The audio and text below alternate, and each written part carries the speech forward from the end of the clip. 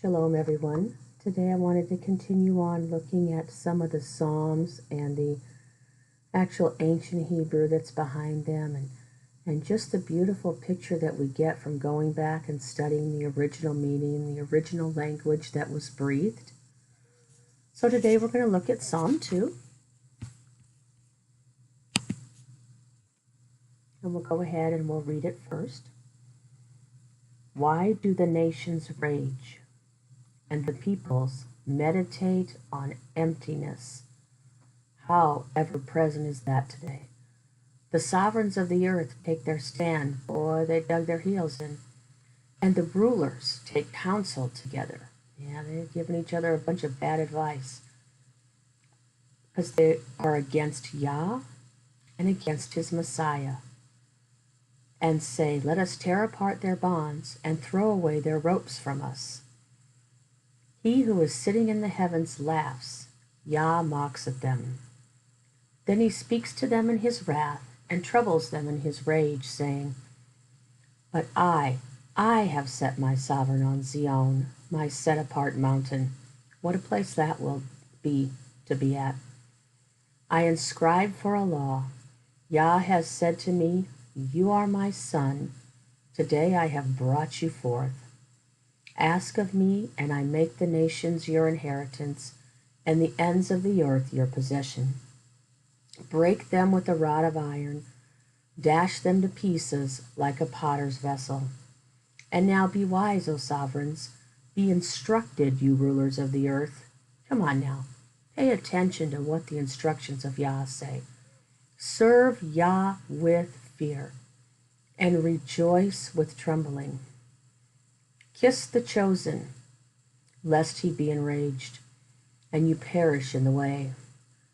For soon his wrath is to be kindled. It's coming. And from the looks of things, it's just got to be coming fast. Blessed are those taking refuge in him.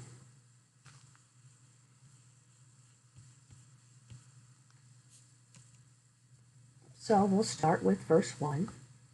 Why do the nations rage? Because they're all mad as far as I can see. And the peoples meditate on emptiness.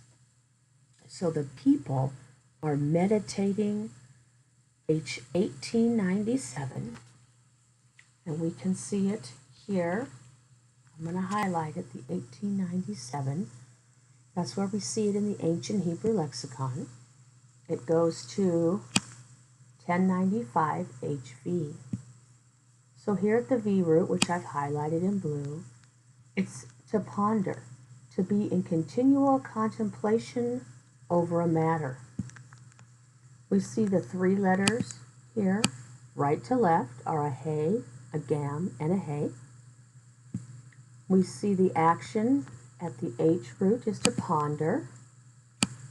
And we see at the 1095, the hey gam is to ponder. A murmuring or soft speech while in continual contemplation over something. I'm immediately brought to the thought of, what am I talking to myself about all day long? Is it over emptiness? So this to meditate, to be in a continual contemplation over. We have the hey and the gam and the hey from right to left. The hey, the little man with his arms raised. Revelation, sigh, breath, to behold a great sight. Then we have the gam, which is the foot, which means to walk, to lift, to carry. It can mean pride. And then, of course, we have the hey again. So people that are in continual contemplation over emptiness have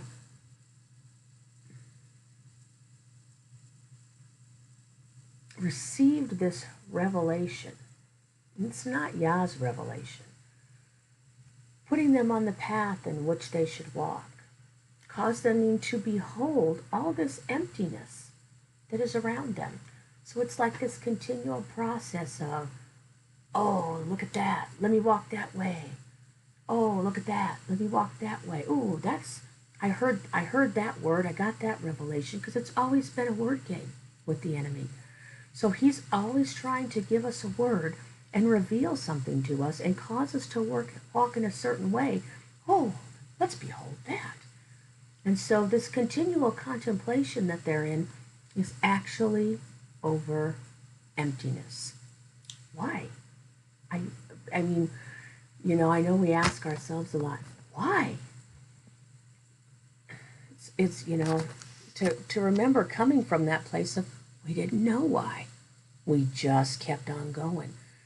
And now we keep on going, but we keep on going, pondering and being in continual meditation, like we saw in Psalm 1, meditating on delighting in the Torah of Yah day and night, his instructions, the way to walk.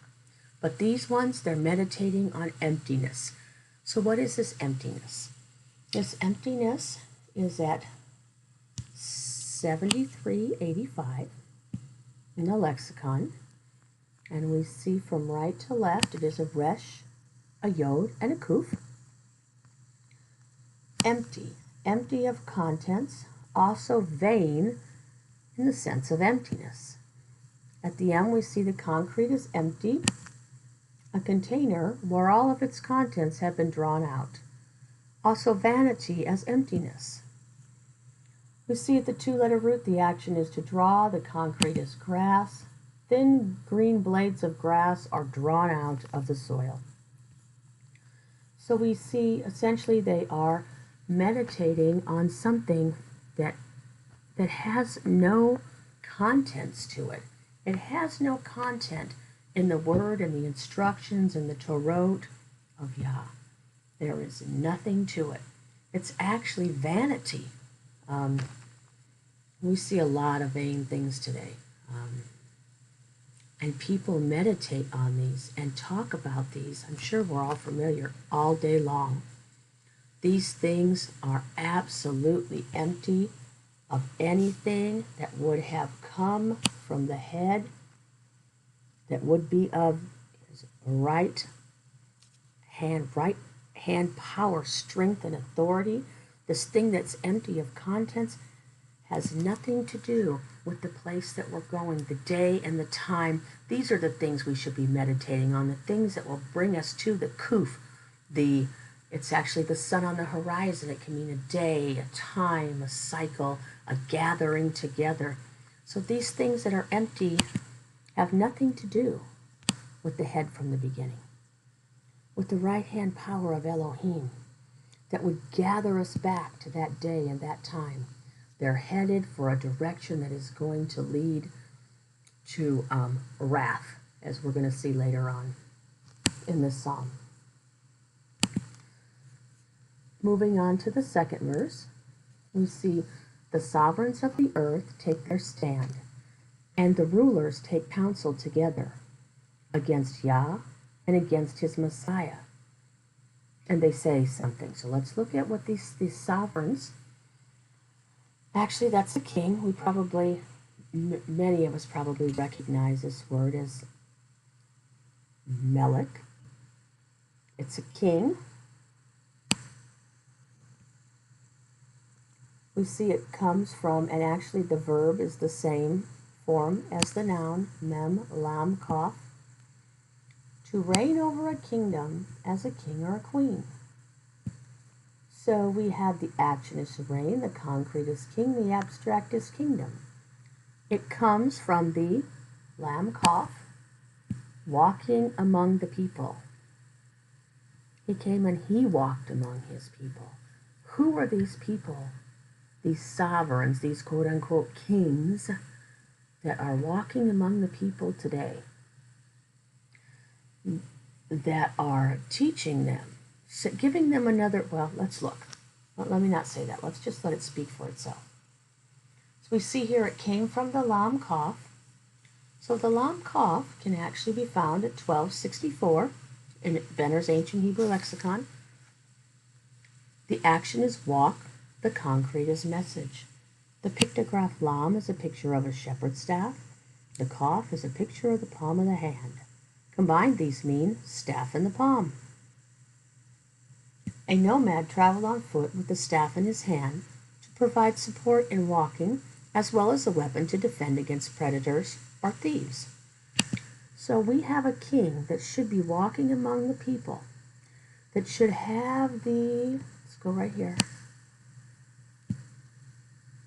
that should be showing people how to be and stay fully cleansed by the staff or the instructions or the rod of correction that he carries in his hand. There is a scepter, a king's scepter, according to Psalm 110, in the hand of him who sits at the right hand. It's the scepter. This is who our king should be, yet we have all these other ones walking around with this message and this lifestyle and these customs that we're supposed to live, telling the people how to live. It's supposed to be a message of cleansing to the people, instruction to the people. That's the staff they're to be carrying in their hand. Causing the people to, the cough is a hand, it can be to bend or to allow or to tame. Causing the people to bend themselves by the correct instructions towards the Torot of Yah Elohim, but instead they're doing the exact opposite. These sovereigns are taking their stand against Yah. Why? How? By teaching anything other than his law, his instructions, his Torot. So they're taking their stand. We can see stand is H3320 in the ancient Hebrew lexicon. To stand. The action is stand. The concrete is truth. The abstract is truth. A standing firm and fast as a wall. At the two-letter root, the action is stand, the concrete is wall.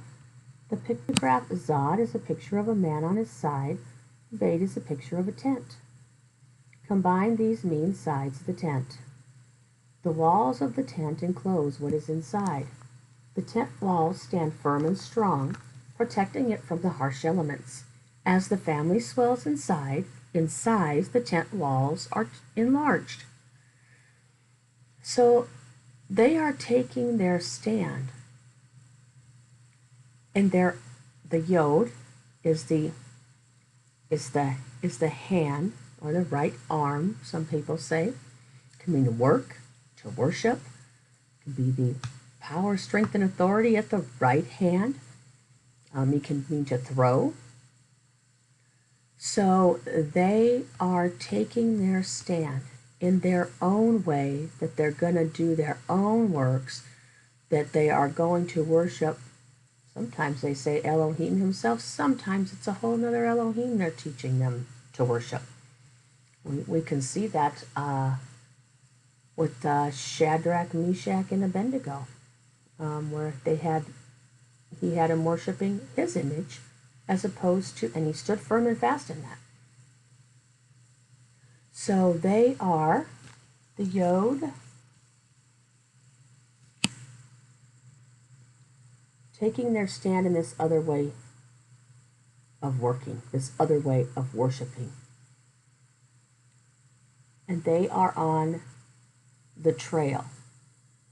This is a little man on his side. It can mean trail, journey, hunt, chase, which puts them on the trail.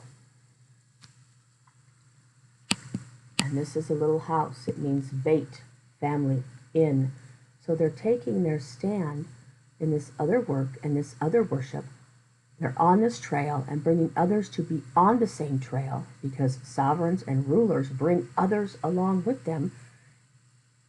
And they are bringing them into a place, it's not a place of truth. It's not the house of Yah. It's a place where they are enclosing them in these walls of this tent.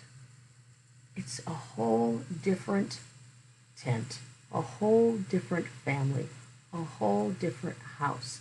They've taken their stand in this tent floor plan of this other house, and they are bringing others with them. And because they're in charge and because they're leaders, they can put them in this tent and enclose them in these walls. And it really makes it hard to get out without, well, it is hard to get out. In fact, it's pert near impossible without Yah himself. So these sovereigns of the earth take their stand. And the rulers who turn the heads of the people take counsel together. So we see the counsel is H 3245. And it comes in the Ancient Hebrew Lexicon from 1326 LV. Here it is here, the 3245. You'll always know that you're looking at the right word because the Strong's number will be down there. And it's Yasod, means to be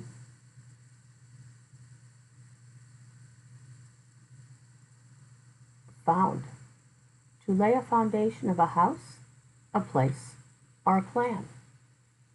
Up to the three-letter family, the foundation of a place such as of a building, time as the beginning, or a group of elders of the tribe who sit in council. The action is level, the concrete is field, a level piece of ground for planting crops or setting up tents or structures. So they are taking counsel together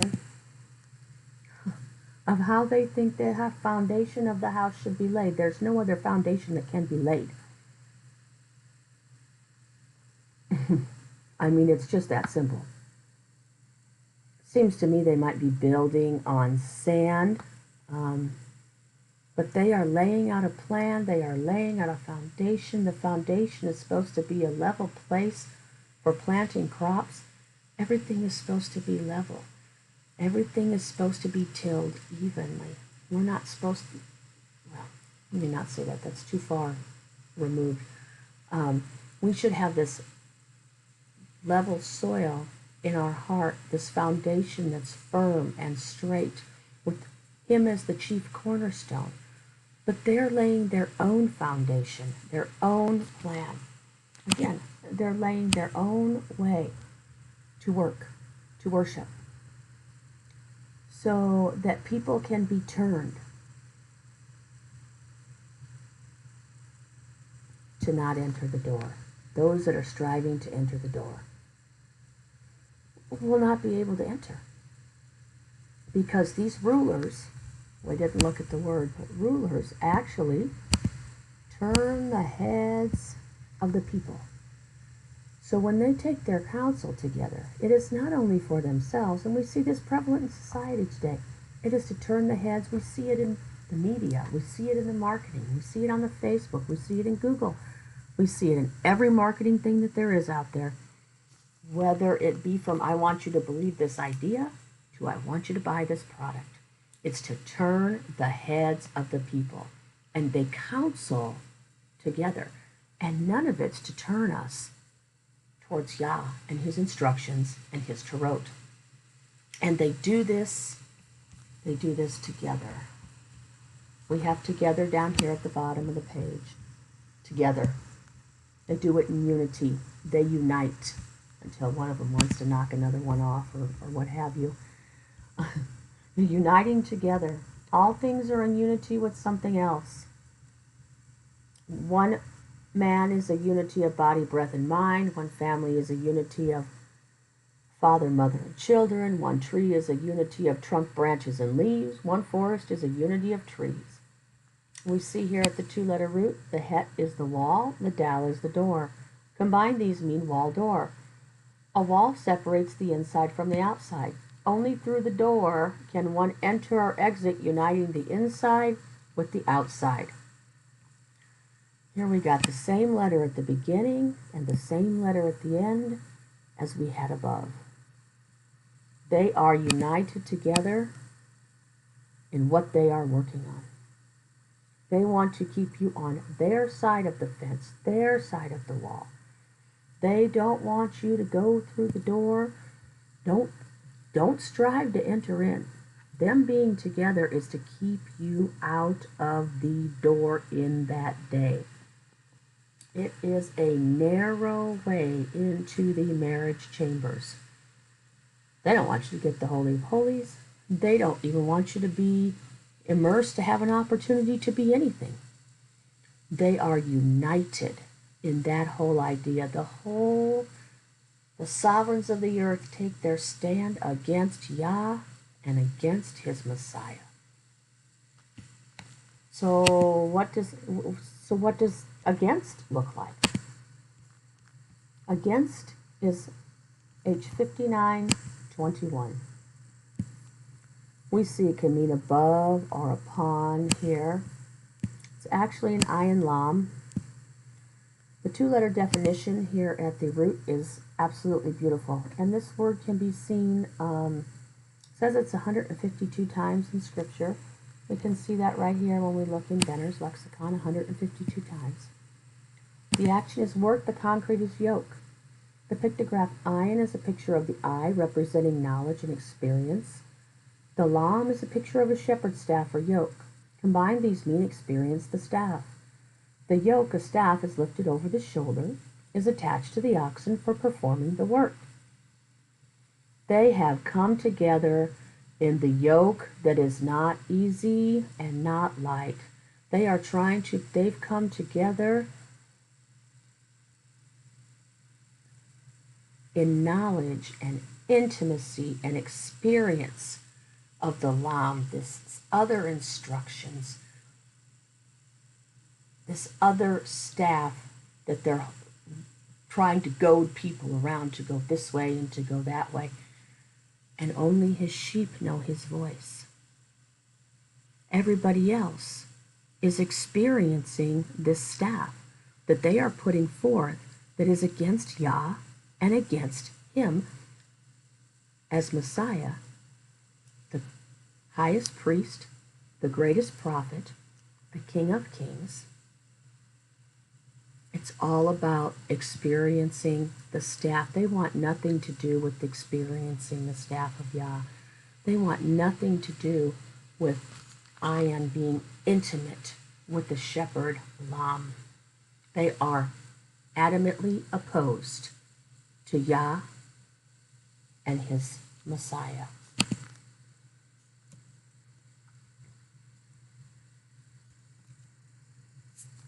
Down here we see Messiah. It is 48.99. Mashiach. Smeared. One who is smeared with oil as a sign of authority. A priest, prophet, or king. Greatest prophet, high priest, King of Kings. Yah is the King of Kings.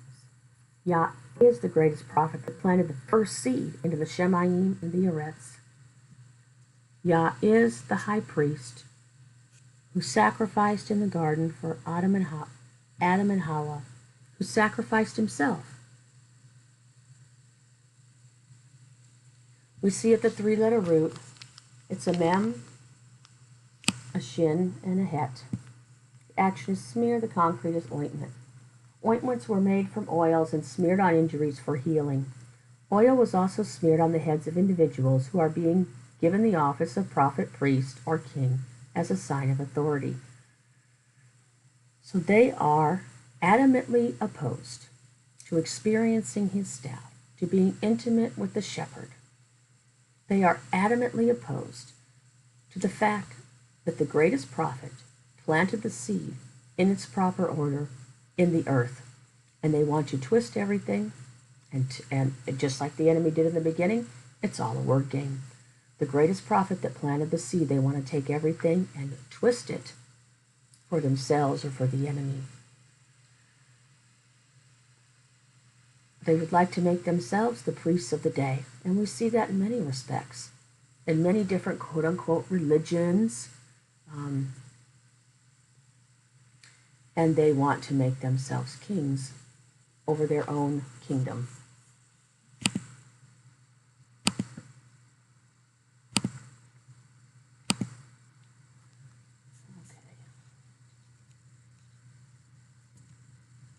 So they say, let us tear apart their bonds and throw away their ropes from us. Yeah, I need to look at something here while I'm saying that. Something occurs to me.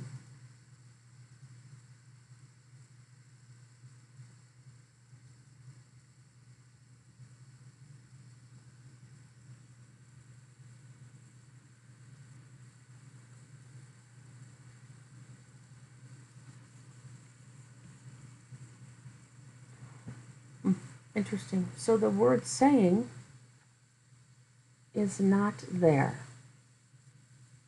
That's interesting. So let us break their bands asunder and throw away their ropes from us. So we can see tear apart their bonds. It was in the King James Plus on the e-sword. It's got all three words run together. The first one is H 5423.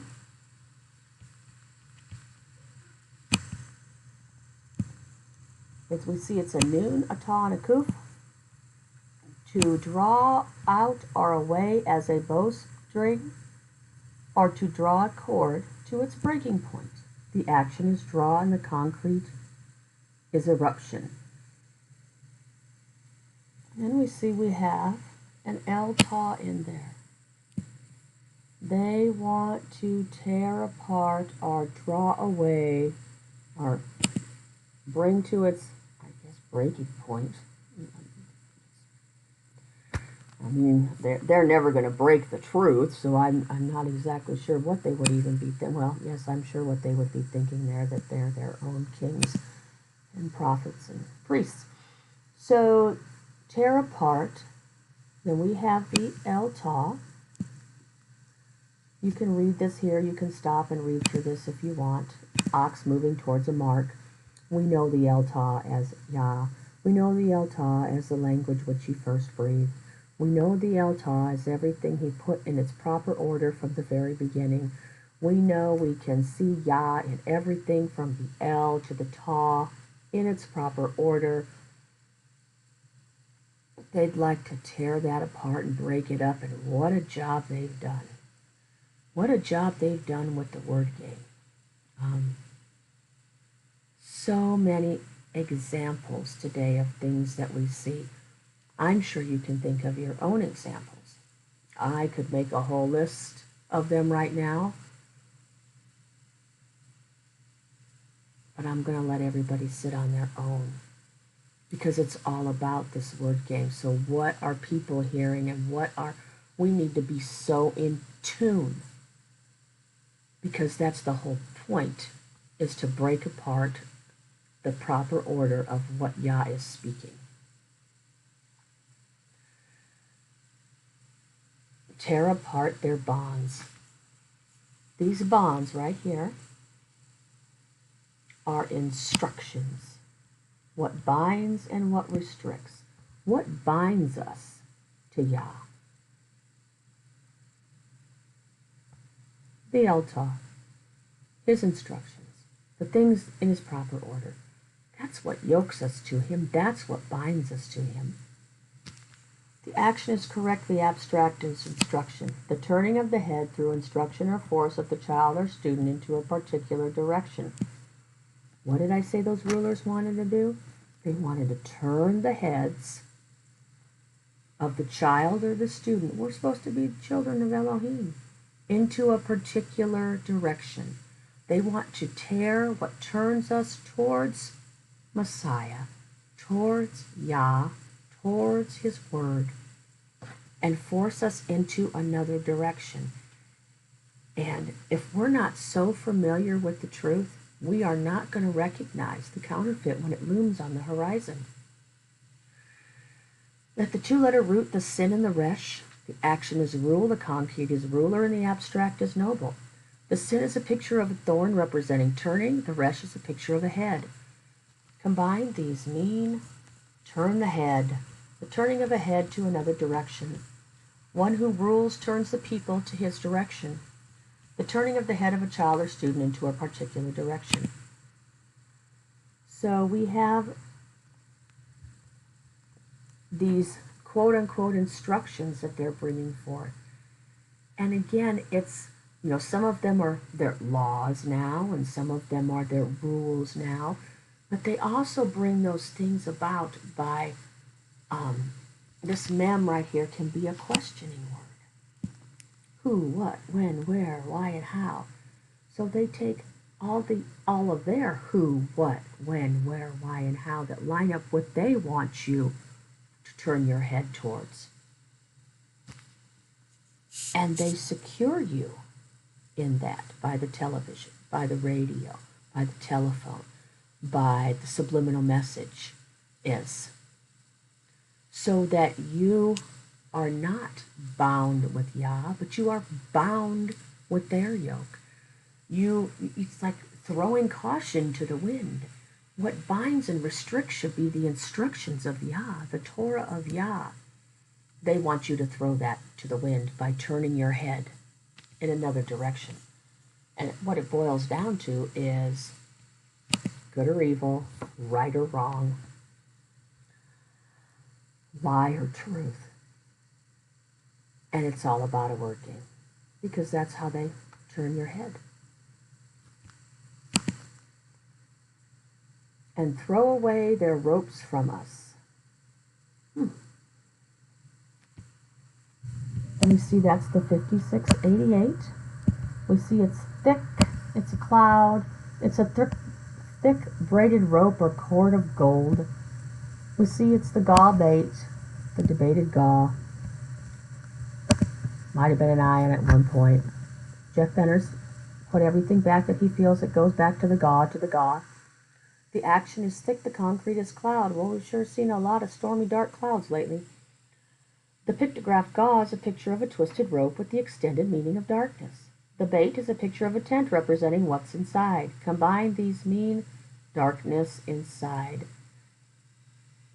So as they're tearing apart everything in its proper order from the El to the Ta, what would bind us to Yah and restrict us, give us this fence per se around us, be in the pen, to be protected from the wolves, throw away their ropes from us. For them, it's because their darkness is inside of them. But yet they think everything that they're doing. Well, I can't say they all think that. Let me not say that. Some of them know they're in absolute darkness. So they're going to throw away this darkness that they perceive us being in. We can't see what's really going on. Things are different today than they were then, so there should be different rules and different instructions. And actually the darkness resides inside of them. A thick braided rope or cord of gold. That might be an interesting word study someday. A little bit deeper into that one, maybe. We'll leave it at that for now. He who is sitting in the Shemayim laughs. That would be Yah. Yah mocks at them. Then he speaks to them in his wrath and troubles them in his rage, saying. So he's going to trouble them. H926. Stir them up. Beit Halam. The action is stir, the abstract is trouble. The flowing of the insides through trouble, amazement, haste, or anxiety. They thought we had darkness. Wait till they see how they feel on the inside. They're going to be all stirred up. Action is flow, the abstract is nothing. A flowing of any substance. And so we see that he's troubling them, he's stirring them up.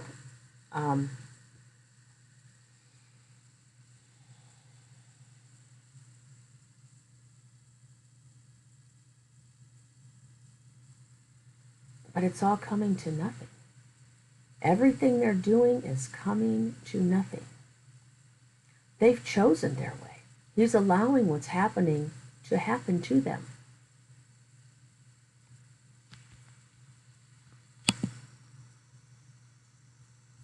And he does this in his rage, 2740, his burning, his fury.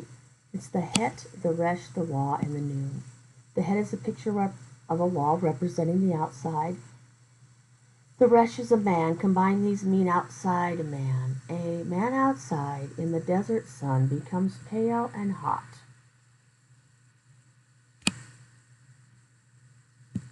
What's going to happen? They're going to burn. I'm reminded of this verse that says,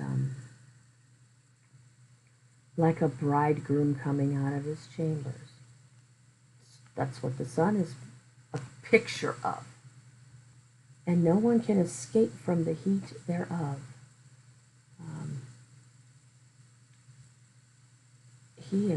We know that people are going to go, eventually there will be some that will go into the lake of fire. Because they did not follow his instructions. They did not experience his staff. They did not become intimate with the shepherd. The reason that it's all going to burn is because burning is what kills the DNA. The DNA that is inside. Everything that's inside should be in its proper order from the L to the Ta. The DNA that is made, that flows through the body, that's in the blood cells, and the blood that brings life should be in its proper order. And when it's not, that causes a burning, eventually a burning to kill off this DNA. They are not going to escape. There is no escape but putting on Yah. Taking on the proper order of everything from the L to the Ta. Hallelujah. Okay, so moving on.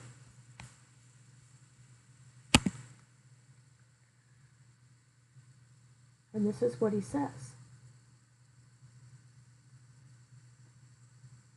But I have set my sovereign on Zion. He is the sovereign. He is the King of Kings. My set-apart mountain. I inscribe for a law. Yah has said to me,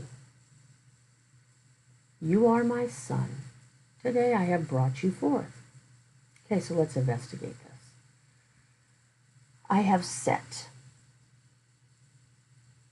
Strong's 5258, there in the middle of the screen. A primitive root to pour out, especially a libation, or to cast smell, by analogy to anoint a king. He poured himself out for us. He is the King of Kings. There is only one king that is going to sit on the throne. That sits on the throne, excuse me. Only one king going to be on Zion, his set-apart mountain, when, at the time of the seventh trump, when the first resurrection happens, everything that is high and lifted up against him will be knocked out. It's not that he has. It's already been in. Well, let's look at this. Let's look at this pouring first. Pouring, a liquid poured out as an offering, or the pouring out of molten metal to form images. Noon sing cough, to pour. Okay, so we covered that. We'll go on to the next one. I inscribe for a law. Yah has said to me, you are my son, today I have brought you forth. This has already been inscribed into the record, onto the scroll. A recording of a story or numbers comes from the Sinpei, the speaking of a record, the turning mouth, the language that is pure. It has already been recorded as what is going to be. It's the appointment of a specific time, function, and duty that is going to occur. When he spoke, everything was in its order, and this has already been spoken. I inscribe for a law. We have an H413 hanging out in here. Designating a group that is with the speaker in the sense of looking toward a site, toward, a moving toward something, to be with it as an ox moves towards a destination. Kind of saw that in the El-Tah. We're supposed to be yoked in the same yoke as oxen, and this law has been inscribed. The action is to look toward a site. The action is shine, the concrete is star, the abstract is distant. The hay is a picture of a man with his arms raised, looking at a great sight. The lamb is a staff representing the idea of toward, as the staff is used to move sheep toward a direction. Are we sheep hearing his voice, or are we sheeple? Combined, these letters mean a looking toward something, such as a looking toward the light in the distance. The stars have always been used to guide the traveler or shepherd to find his home or destination.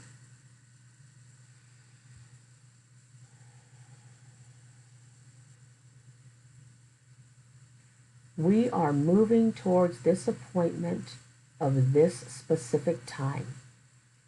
Just like the wise men saw the star that guided them and moved them towards Messiah.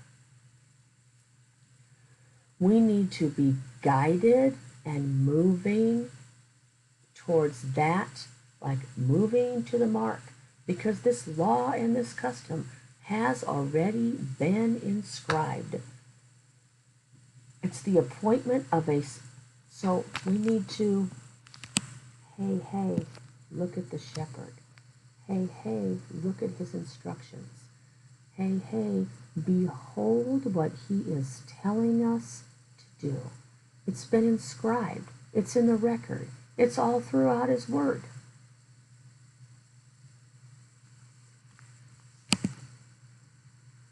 Abraham's descendants were as the stars of the Shemayim. We should be that group that's moving towards that day.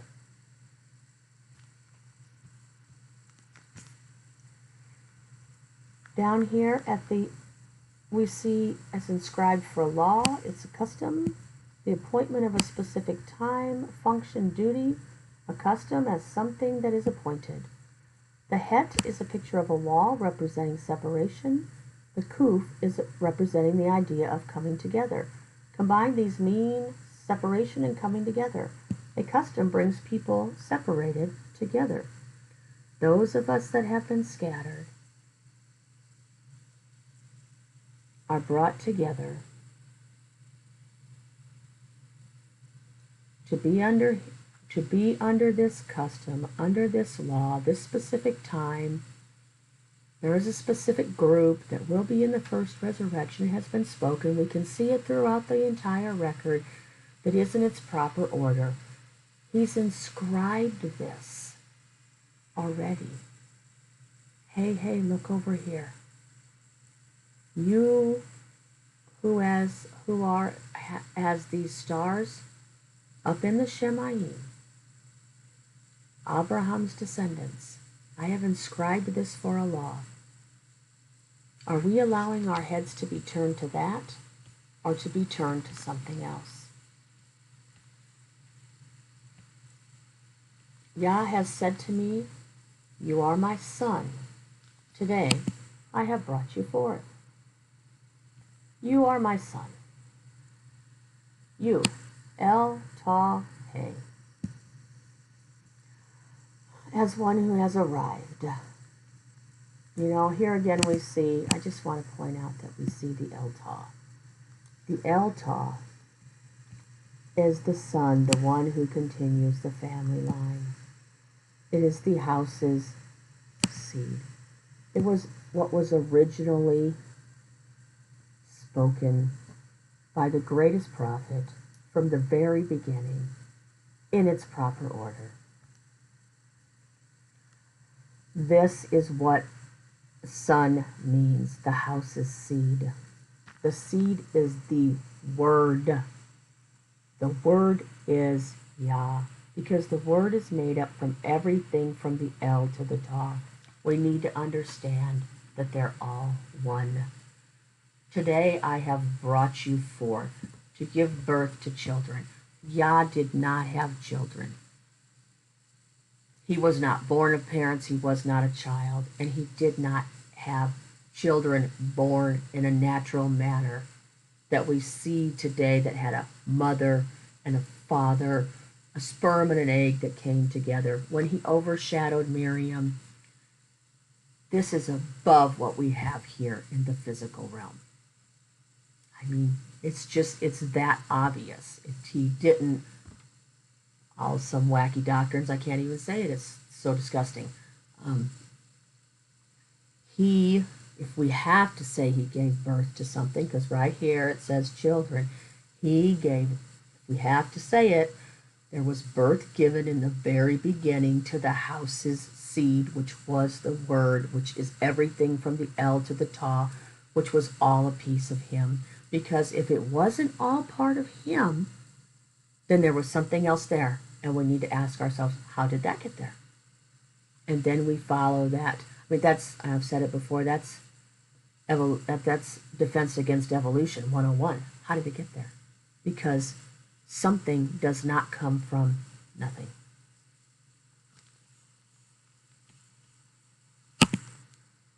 Ask of me, and I make the nations your inheritance, and the ends of the earth your possession. A primitive root to inquire, by implication to request, by extension to demand. Who's our intercessor? Who is interceding for us in the Shem-Ayim? It is the word which we are supposed to be following. And if we are following that, there you have it. It's a Shin, an El, and a Lam, asked to seek to understand what is not known.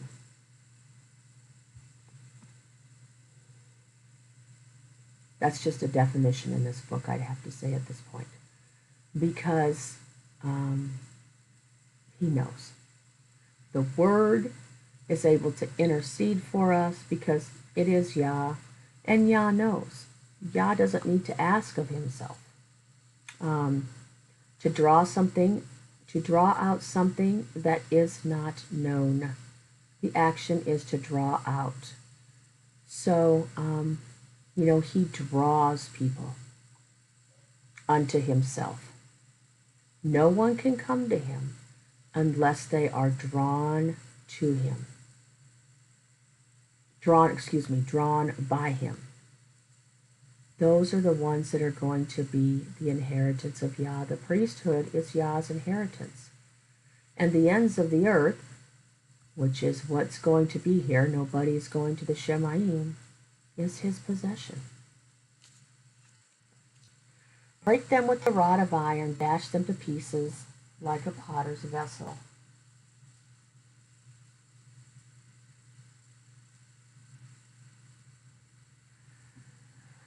Break, H7489. A primitive root, properly to spoil, literally by breaking to pieces, figuratively to make or be good for nothing. That is bad physically, socially, or morally.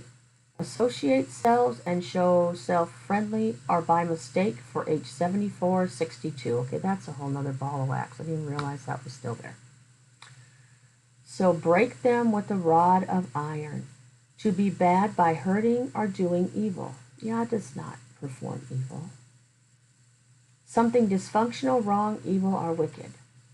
He allows to come on people exactly what they want. Exactly which way they're walking in. He is not evil. There is no sin in him. But people walking a different direction will be broken, as with the rod of iron, dashed to pieces like a potter's vessel. I mean, that would be a whole potter's vessel, different study. Would like to put that together at a different time. And now be wise, O sovereigns.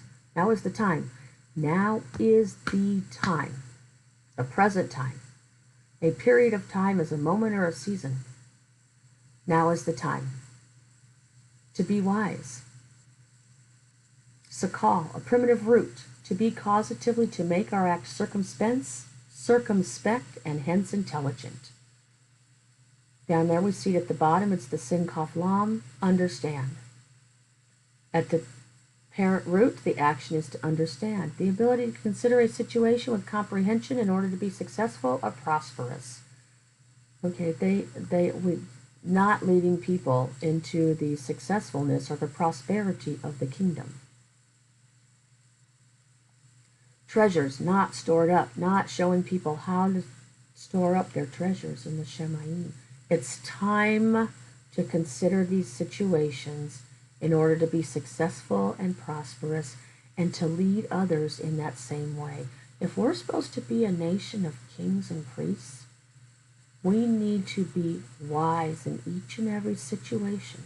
So familiar with the truth that when the counterfeit looms on the horizon, we recognize it immediately. We need to walk circumspectly and hence intelligently. Not intelligent in this world's intelligence, though there is some of that that's needed, but intelligence in the kingdom, in the house rules, in the record that was breathed, the things of Messiah.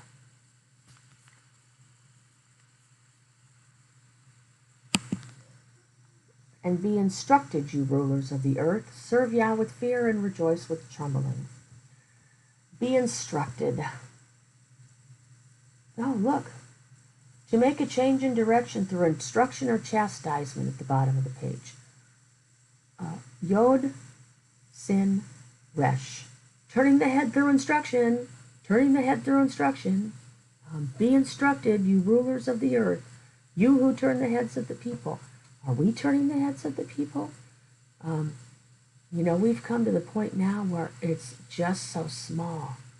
All the rulers and all the sovereigns are turning the heads of the people, like we saw in the Psalm, to anything but experiencing the staff and the instructions of Yah. Not only do they need to make a change in direction if Yah so draws them, we need to make that same change, because we are going to, if Yah draws us into that position, we are to be one day on Mount Zion under this ruler, because that is what was breathed since the very beginning. And we better make a change in direction in our own path. Chastisement, discipline, Scripture tells us. And no one enjoys that. There's a light at the end of that tunnel. There's a way in which it makes you walk circumspectly. There's a way in which it gives you intelligence to comprehend that situation in the future so you don't walk that way again. Not only because you have received the chastisement, but you want to turn other people to that same way so that they can walk in it because you know what that chastisement is like. And sometimes we need that chastisement, and they may as well. We need to be wise and be instructed. We're supposed to be the kings and priests and rulers and elders and the ones giving advice. We need to be properly instructed and wise. Now is the time.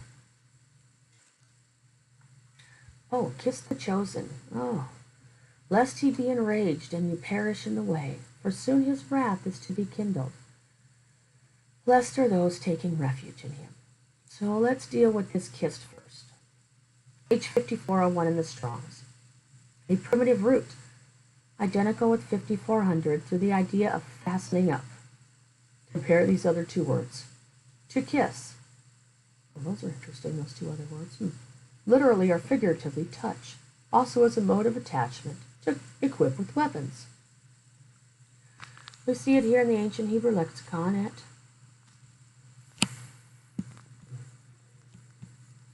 5401. We see it's a nun, a shin, and a kuf. Touch. To touch with the lips or weapons. action is touch, concrete is weapon. A touching in love with the lips or in battle with weapons. Okay, so that's what the Strongs in the Ancient Hebrew Lexicon have to say. I'm going to go read out of the Theological Word Book. It's at number 1435. It's on page 606. The three places where a denominative, it is assumed, homonym of this verb is used. It is rendered armed. The RSV, once, quote-unquote, be a bowman, and must be distinguished as a separate verb altogether, nashak. Nevertheless, one can detect some association of the Arabic cognate nasaka, quote-unquote, fastened together, be in array, with either or both the Hebrew verbs. It may, in fact, be a clue to a common origin. The expression, on your mouth all my people will kiss, in Pharaoh's elevation of Joseph to a position of high authority, has occasioned various translations and explanations.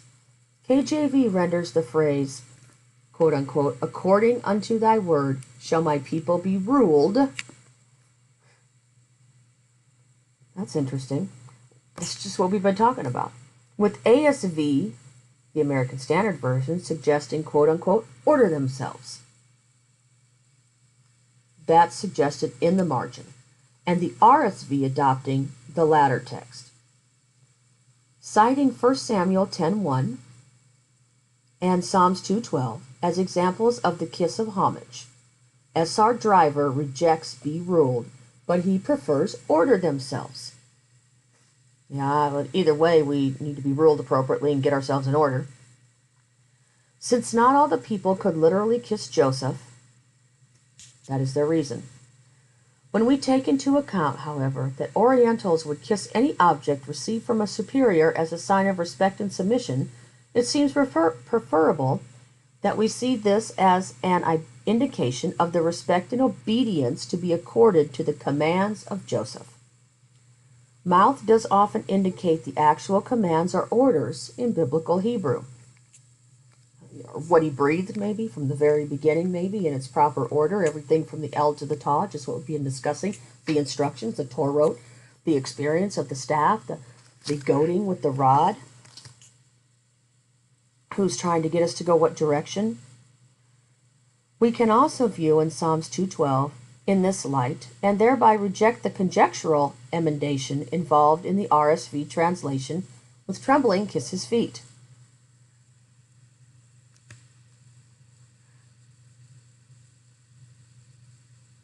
What a beautiful picture that is. Anyway, also the command to kiss the son may be understood to mean kiss the feet of the son, being derived from the custom of kissing a king's feet as an act of homage, a custom which is well known to us from Babylonian and Egyptian documents. Now, I know the woman was kissing Yeshua's feet. What an example of the purest walk that we've ever seen. However, let's continue. Stalin notes, the Old Testament has nothing comparable to the cultic kissing of paganism. Okay, they've got a reference here. We find in its two occurrences portrayal of one genuine and one superficial sign of affection. The former is in the context of romantic love, Song of Solomon, Song of Songs, 1:2, while the latter speaks of the abuse of a convention by one who has an evil intent. They must be turning their head toward someone else. Faithful are the wounds of a friend, but the kisses of an enemy are deceitful. That's in Proverbs 27:6. As for the verb, it is best to deal with the most restricted use first. The concept of touch occurs where, in Ezekiel 3:13, the prophet describes the touching, quote-unquote, kissing, of the wings of living creatures in his vision. Quite evidently, the cherubim whose wings touched as they stood under the platform on which rested the throne of Elohim. The kiss was a very common convention in the ancient Near East, yet always of special significance. Kisses are given, for example, to the father, the mother, the son, the brother, the wife, the father or mother-in-law, wives of one's sons, Ruth 1, verse 9, and fellow countrymen, 2 Samuel 15:5, as well as a lover, Song of Songs 8:1, Proverbs 7:13. The importance of a kiss in expressing love is seen in the proverb, an honest answer is like a kiss on the lips. But the kiss of a prostitute should be rejected, Proverbs 7:13. Along with the kiss of affection, there was a kiss of respect. Worthy of particular note are Samuel's kissing of Saul upon anointing him, 1 Samuel 10:1, and David's farewell to a loyal subject as he returned from his brief exile across the Jordan, 2 Samuel 19:39. A use of the kiss in false worship is indicated in several places that they mention here. The latter case, okay, that's it. That's all. That's all to read. So we can see that sometimes a kiss means to obey the commands. A kiss can mean to order yourself. A kiss can mean, according to thy word shall all my people be ruled. That was what they told us in when Pharaoh spoke about Joseph. So we have a lot going on with this word. I think we need to take it in context. I think we really need to look at some other translations here. So here we have it in the scriptures, right at the top. Kiss the chosen, lest he be enraged and you perish in the way. For soon his wrath is to be kindled. Blessed are those taking refuge in him. So actually this must be the Brentons right here. And we can pull it up. Actually pull it up here.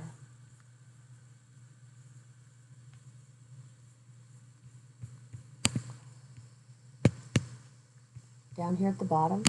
Accept correction. How does that sound? Accept correction, lest at any time Yah be angry, and ye should perish from the righteous way. Whosoever his wrath shall be suddenly kindled, whensoever his wrath shall be suddenly kindled, blessed are they that trust in him. That sounds a little more like what we're talking about in this psalm here. Accepting correction, experiencing the staff, turning your head, turning the heads of the people. A little more like what we're talking about. Let's look at it in the polyglot.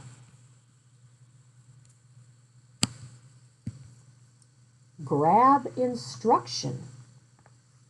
Get a hold of it. Be in order. Listen to the words of his mouth. That which he originally breathed. That's all in the record, everything from the El to the Taw, as well as the set and appointed time of the king that's going to sit in Zion. So grab that instruction now, lest you provoke Yah to anger, and you shall perish from the way. And this rage is quickly kindled against you. Trust in him. Take your refuge in him.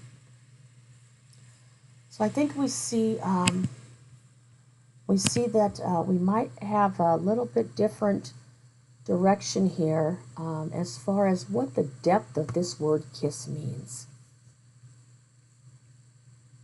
I'm not saying there wasn't the woman kissing his feet, but let's take a look at the next word. I'm not saying Judas didn't betray him with a kiss. That is very true. But what comes with that kiss? What does that mean? Yeshua himself said, I chose the 12 of you, didn't I? Yet one of you is the devil. So he wasn't grabbing his instructions. He wasn't following his way. He was looking to do everything to come against Yah and his Messiah. And he was supposed to be one turning the heads of the people to the Messiah.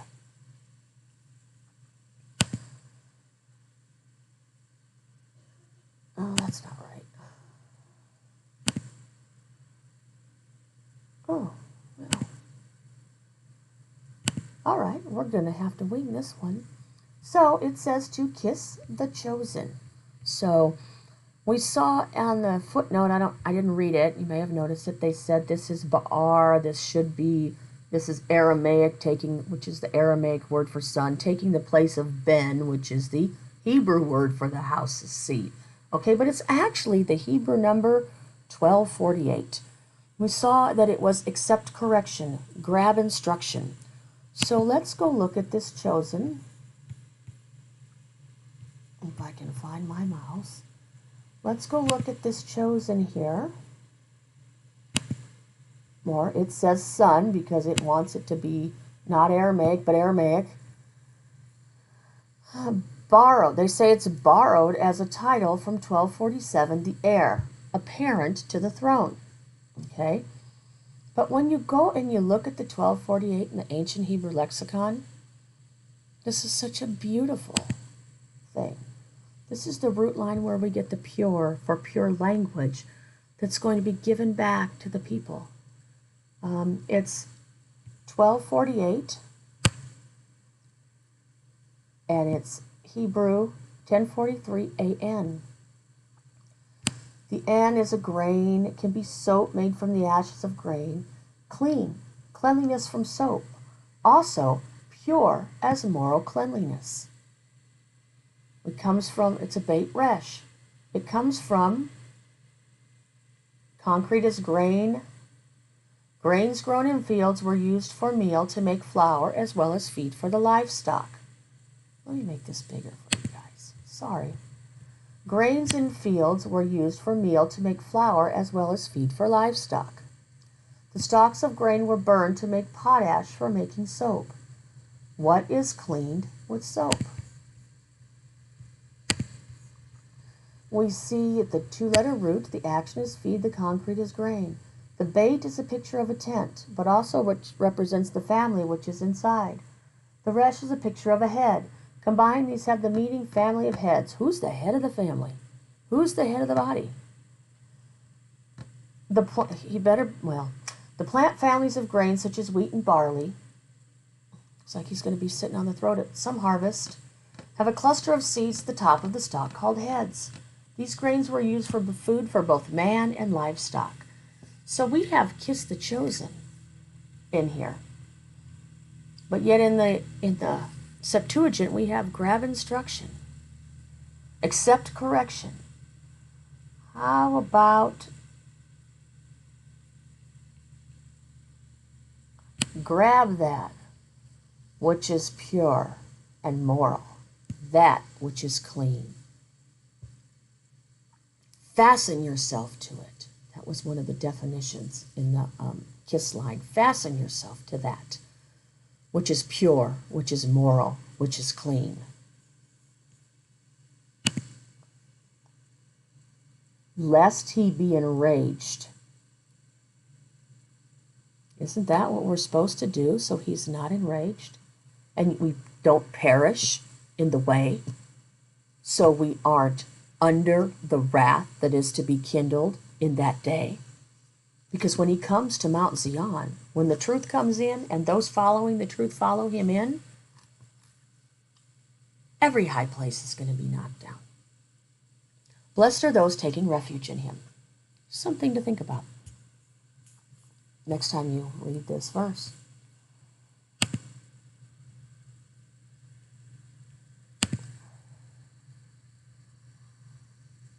Okay, lest he be enraged. 64:35. It's a pay noon. It's pun. This is where we get pana. This is where we get to be in the face of. As a turning toward another direction. The turning of the face. Lest he be enraged. Fasten yourself to that which is pure. Turn towards the direction so that he is not enraged. He's going to turn away from those who have not chosen to grab his instructions, accepted his correction, fasten themselves to that which is pure, which actually where we get the pure language from in that root line. It's where we get the Brit for the covenant. It's where we get a bar for Hebrew. That whole root line is absolutely beautiful. So we don't want him to turn his face from us and be enraged with us. Because what will happen? We will perish, to be separated from the whole life or functionality. How many people are separated from being functional or tov now? How is it going to look then? These are lost sheep. This is where we get our word lost, for lost sheep. The action is perish, the concrete is lost, the abstract is destruction. A wanderer is one alone or lost. A place separated from people is a place of ruin. The action is to separate, the concrete is alone, the abstract is destruction. The pictograph bait is a representation of a tent. The dowel is a picture of a tent door. These two pictographs represent the door of the tent. The father of the tent often sat alone at the door of the tent. Here he could receive shade from the sun, watch over his household, and watch the road for approaching strangers. It's interesting we get our English word bad as being alone right here. So we see that we will perish from being in the face, yoked with El, the ox.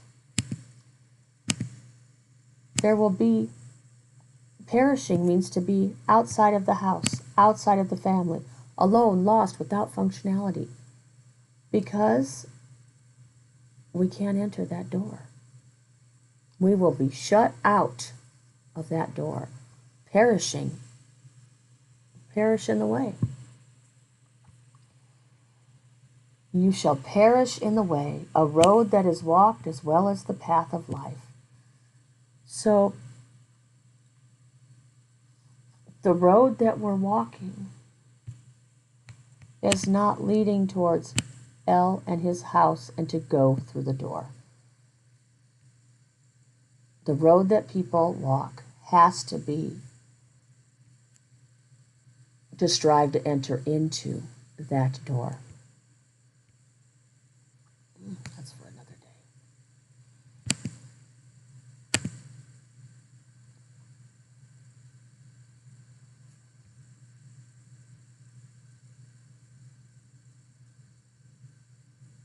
For soon his wrath, age 639 in the ancient Hebrew lexicon. It's an elpe. The nose and the nostrils are written in plural form. Anger, the flaring of the nostrils in anger. The pictograph L represents strength. The P is a picture of the mouth that represents any type of hole. The nostrils holes are for breathing. So his wrath, it's the strength of his word, the strength of what was breathed from his mouth. He's going to take them all out with the sword of his mouth. And the sword is the word, and the word is everything from the L to the top. It's what he breathed. His wrath is going to put, it's the order being put back into order, taking everything else out of order. And it's kindled. Why? Because it's going to burn. It's a burning with a fire or with a rage. And what's going to happen? It's going to burn. It's all going to burn. Why? Because that's what kills the DNA. That's what kills that which is not in its proper order. But blessed, we looked at this in Psalm 1, blessed are those, one who is happy is one whose life is lived straightly. Right here. This is your remnant root line. Those that have pressed the beginning, pressing the beginning. The pictograph shin is a picture of teeth representing pressure.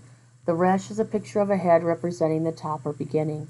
Combined, these mean press the beginning. Ropes and cords were usually made of bark strips, such as from the cedar or from the sinew of an animal.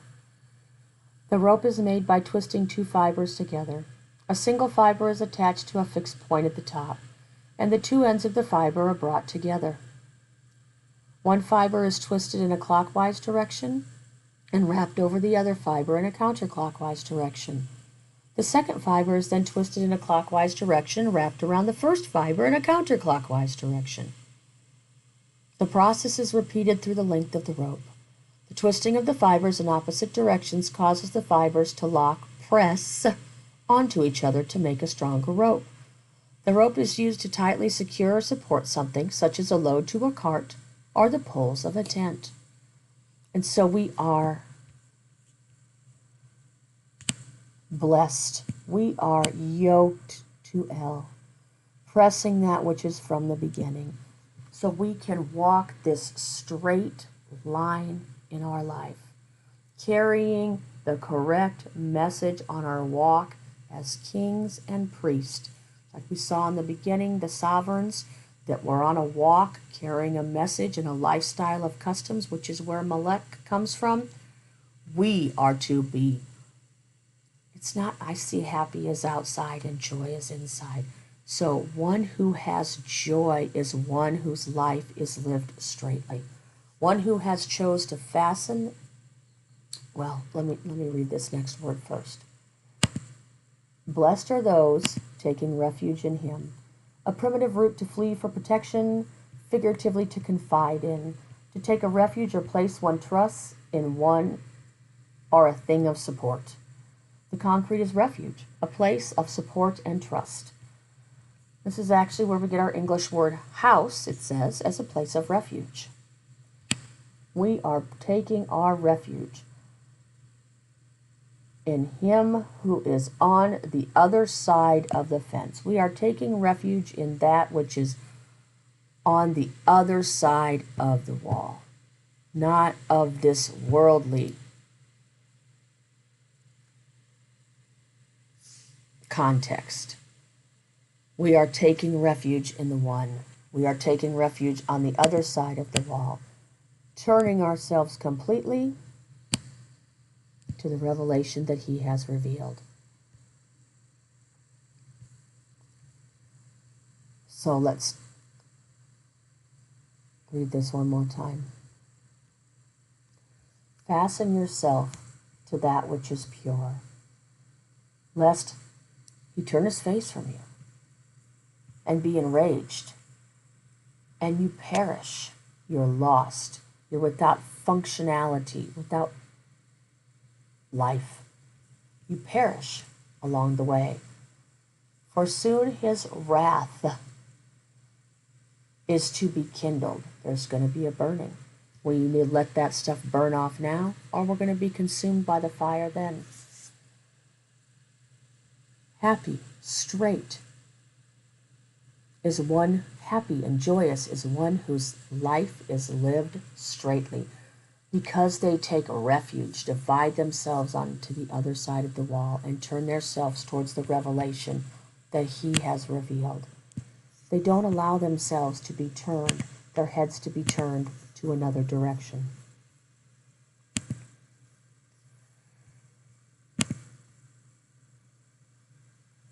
So let's read it one more time.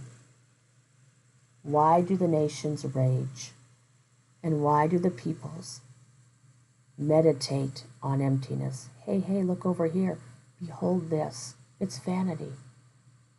The sovereigns of the earth, they take their stand. They take counsel together. The rulers take counsel together. The sovereigns of the earth stand. The rulers turn the heads of the people. They unite. They are united against the things of Yah and against his Messiah. They say, let us tear apart their bonds. Let us take away their instructions. Let us break them down. Let us take everything that was from the El to the Ta and let us twist it and make it so it doesn't work. And they've succeeded quite exponentially, and throw away their ropes from us. But what does Yah do? Yah is sitting in the heavens and laughs, and Yah mocks at them. He speaks to them in his wrath, and he troubles them in his rage, saying, but I have set my sovereign on Zion, my set-apart mountain. It's already been inscribed. That's an appointed time that's gonna come. Yah has said to me, you are my son, the seed, the house's seed. I have brought you forth.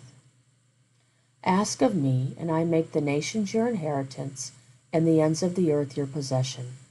Break them with the rod of iron, dash them to pieces like a potter's vessel. And now is the time to be wise, O sovereigns. Be instructed, turn your heads, O you rulers of the earth.